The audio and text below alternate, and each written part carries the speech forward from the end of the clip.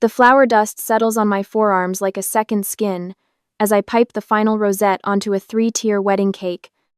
My bakery, marigold and salt, hums with the quiet energy of a Saturday morning in the French Quarter.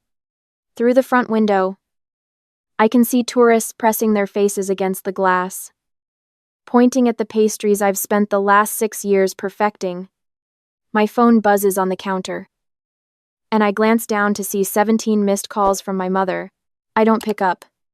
I haven't picked up in almost 4 years. And today isn't going to be the day I break that streak. 6 weeks ago, Southern Living magazine put my bakery on the cover of their October issue. The photographer caught me mid-laugh. My size 18 frame wrapped in a navy apron, holding a tray of lavender honey tarts. The headline read, "The Woman Reinventing Southern Pastry." Within 48 hours, the reservations list for my dessert tasting room stretched 6 months out. Within a week, my family found out. And now, 2 days before my wedding, they've tracked down my address in New Orleans. They're driving down from Boston as I frost this cake. My mother said so in the voicemail I deleted without listening to all the way through. My name is Marlow Whitfield. I'm 31 years old. And for the first 26 years of my life, I was the disappointment of the Whitfield family. Growing up in Wellesley, Massachusetts, meant Sunday dinners at the country club, summer regattas on the Cape, and a mother who weighed me every morning from the time I was 9 years old. My father was a senior partner at one of the oldest law firms in Boston. My mother chaired 3 different charity boards and sat on the hospital auxiliary. My older sister Preston was the valedictorian of Milton Academy. My younger brother Holden made varsity crew at 14. And then there was me, the middle child with the curly hair and the thick thighs, the girl who preferred the kitchen to the tennis court, the daughter who couldn't seem to shrink herself no matter how many grapefruit halves my mother placed in front of me at breakfast. The first time I understood I was supposed to be ashamed of my body, I was a leave-in. My mother took me to a department store in Chestnut Hill to buy a dress for my cousin George's christening. The saleswoman pulled a size 14 from the rack. My mother's jaw tightened. She asked, loudly enough for the other shoppers to hear, whether they carried anything in the children's department that might fit. I remember staring at my reflection in the 3-way mirror and not recognizing the girl looking back at me. She looked like something that needed to be hidden. By the time I was 16, I had learned how to make myself small in every way that counted. I spoke quietly at dinner. I ordered salad. I turned sideways in family photographs. But I had also discovered something that my mother could not take from me. In the kitchen of our summer house in Edgartown, I found a battered copy of Julia Child's cookbook tucked behind a stack of my grandmother's old Good Housekeepings. I taught myself to make croissants over one long, rainy July. The first batch was a disaster. The second batch was edible. By the end of the summer, I was producing laminated dough that would have made a Parisian pâtissier weep. And for the first time in my life, I felt powerful. My father was not impressed. He told me that baking was a hobby, not a career, and that I would be attending Bowdoin in the fall to study political science, because that was what Whitfields did. We went to small liberal arts colleges. We went to law school. And we joined the firm. My sister Preston was already at Harvard Law by then. My brother Holden was being groomed for the same path. When I came home from my senior year at Milton with an acceptance letter from the Culinary Institute of America and a polite rejection of Bowdoin's offer, my father didn't speak to me for 3 weeks. My mother handled it differently. She sat me down at the kitchen island and told me, in a voice so calm it made my skin crawl, that if I insisted on pursuing what she called this restaurant thing, I would need to understand that the family could not be expected to support something so beneath us. She said the word beneath the way someone might say the word rodent. She said that there were certain family events where my presence would not be appropriate, because I did not reflect the image the Whitfields needed to project. She said all of this while pouring herself a glass of Chardonnay. And when she was done, she asked if I wanted one too. as if she had just explained the seating chart for a dinner party. I left for Hyde Park that August with 2 suitcases and a used copy of Harold McGee's On Food and Cooking. I cried for the first 300 miles of the drive. And then, somewhere around Hartford, I rolled down the window, turned the radio up, and stopped crying. I haven't cried over my mother since. The 4 years at the CIA were the happiest of my young life. I made friends who judged me by the quality of my pas de choux instead of the size of my waistband. I fell in love with a pastry chef from Louisiana named Theo, who broke my heart 2 years later when he moved back home. I cried about him. At least. But I also learned. I staged at a 3-Michelin-star restaurant in Lyon during my junior year. And I came back with my hands full of burns and my head full of ideas. Preston got engaged my senior year. I found out through my cousin Georgia, who mentioned it casually at Thanksgiving as if assuming I already knew. Preston had been engaged for 6 weeks. The wedding was going to be in Nantucket the following June. I asked my mother about it that night, in the hallway outside the dining room. And she told me without looking up from her phone that they had decided to keep the guest list intimate. She said the word intimate the way she had once said the word beneath. I understood immediately. I was not invited to my own sister's wedding. I went back to Hyde Park that Sunday and baked 1,000 macarons over the course of 3 days. I gave most of them away to the dorm staff. I kept 1 box for myself and ate them standing over the sink, one after another, until my teeth ached from the sugar. Then I called Preston. She picked up on the 4th ring. She sounded surprised. I asked her if it was true, and she was quiet for a long moment before she said that Mom and Dad thought it would be easier this way. I asked her easier for whom. She didn't answer. I hung up and I didn't speak to her for 2 years. After graduation, I moved to New Orleans. I had never been there before. I chose it because Theo had talked about it once. The way the light fell through the banana leaves in the courtyards. The way the whole city smelled like powdered sugar and river water in the summer. I packed my car and I drove south for 4 days.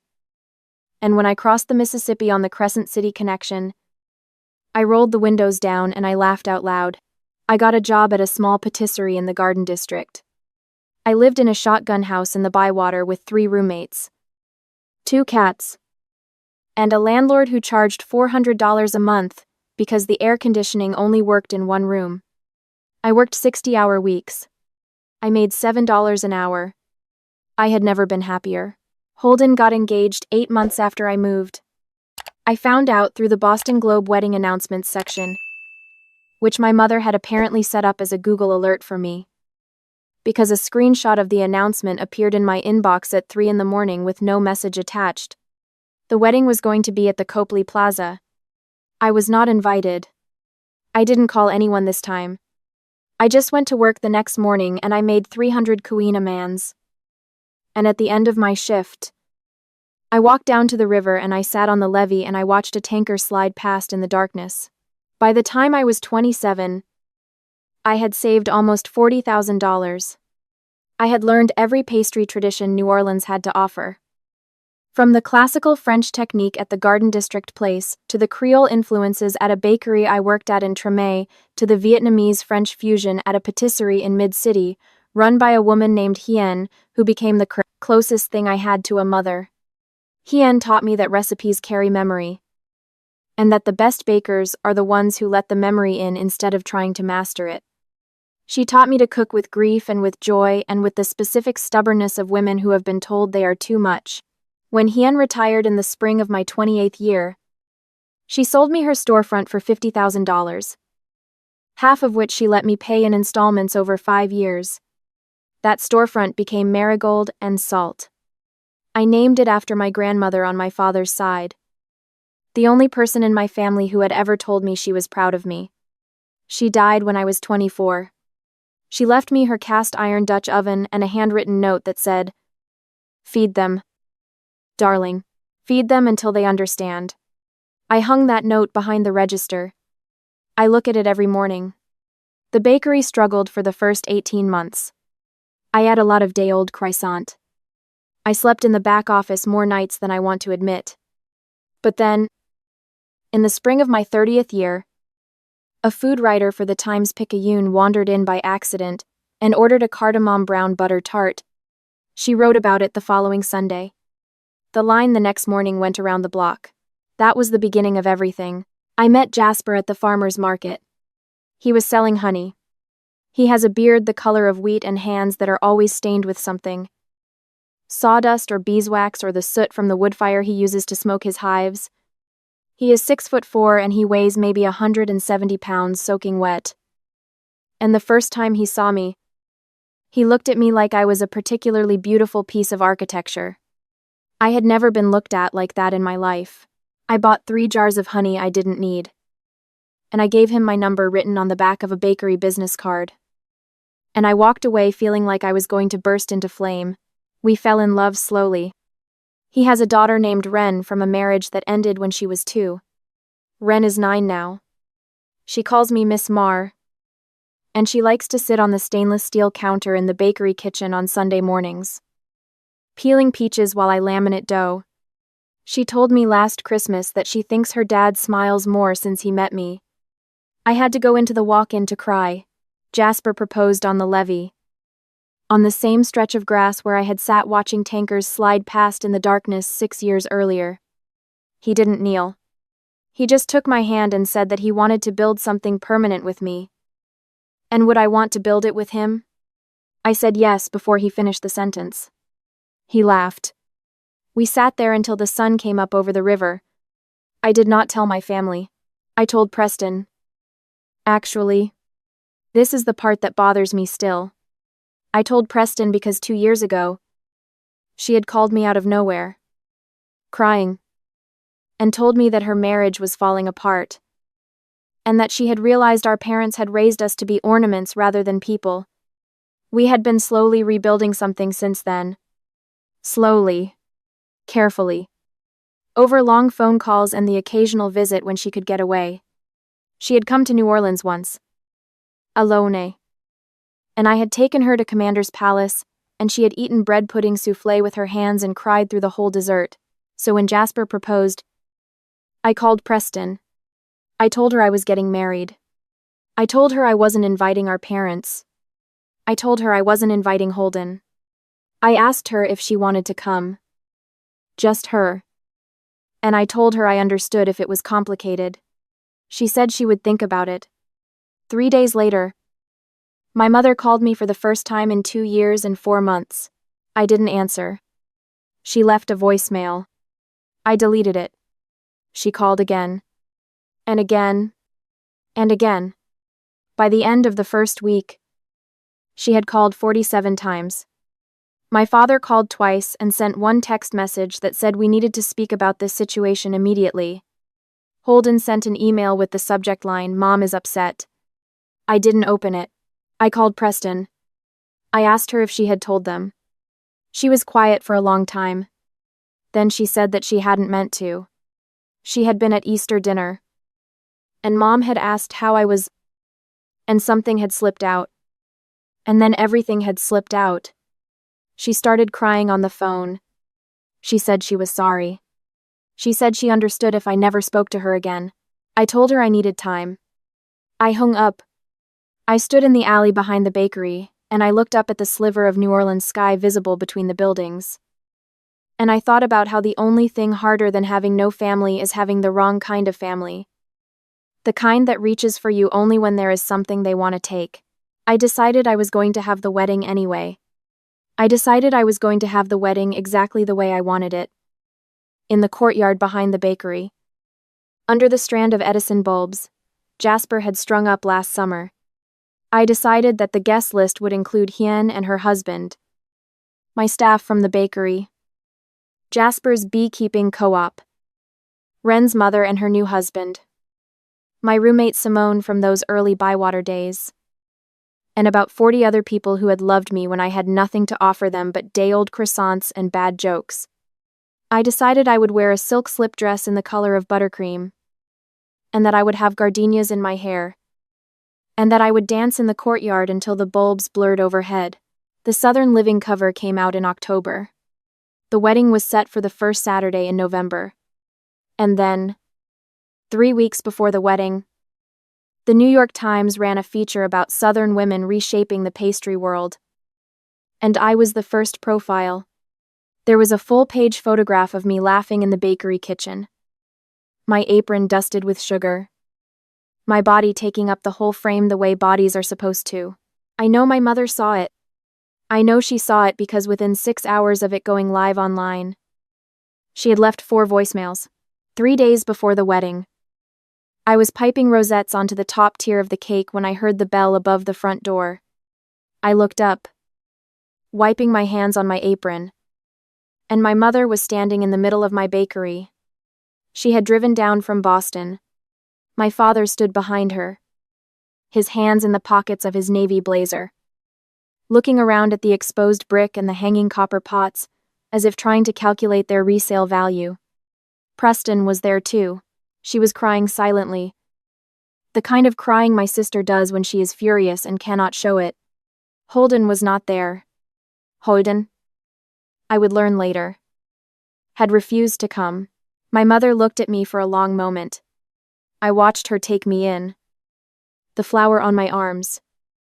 The curls piled on top of my head. The apron straining across my hips. I watched her see me for the first time in almost 4 years. I waited to feel something. Anger? Maybe. Grief. The old ache of wanting her to be proud. I waited. And I felt nothing. Just the steady beat of my own heart and the smell of browning butter from the oven behind me. Marlow? She said. I didn't answer. We came to talk to you. I picked up the piping bag. I piped another rosette. My hands did not shake. I am proud of that. Still, my hands did not shake. My father cleared his throat. He said my name the way he used to when I was a child. The way that used to make me snap to attention. I piped another rosette. He said it again.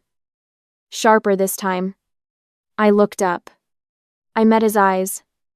I said, "You can either buy something or leave. This is a bakery." My mother made a small sound. Somewhere between a laugh and a gasp. She said she couldn't believe I was speaking to them this way. After everything they had done for me. I asked her what, specifically, she felt they had done for me. She opened her mouth. She closed it. My father said something about a roof over my head and an expensive private school education. I told him I had paid my own tuition at the CIA. I told him I had not asked them for money in 13 years. I asked him if he could name a single thing he had done for me since I turned 18 that had not been accompanied by a condition. He could not. Preston stepped forward. She said my name. Softly. She said that she knew she had messed up. She said that she had told our mother because she had been weak and because she had been tired. And that she had regretted it the moment it had happened. She said she had told them not to come. She said she had begged them not to come. She said she was here only because she had wanted to be here before they were. She said she was sorry. I looked at my sister. I could see, behind her, the echo of the girl she had been at 13. When she had snuck into my room one night, after our father yelled at me at dinner, and had held my hand under the covers until I fell asleep. I could see, too, the woman she was now. Exhausted and sharp and trying so hard to be different than the mother who had raised us. I told her I believed her. I told her she was invited to the wedding on Saturday. I told her she could stay at the inn around the corner. And that I would text her the address. I told her I would see her there. If she wanted to come. She nodded.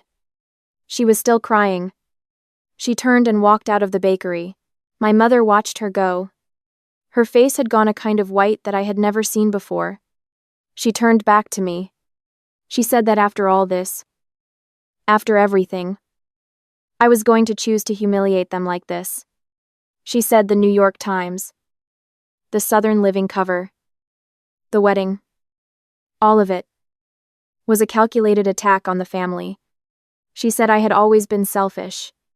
She said she should have known. I set the piping bag down. I wiped my hands on my apron.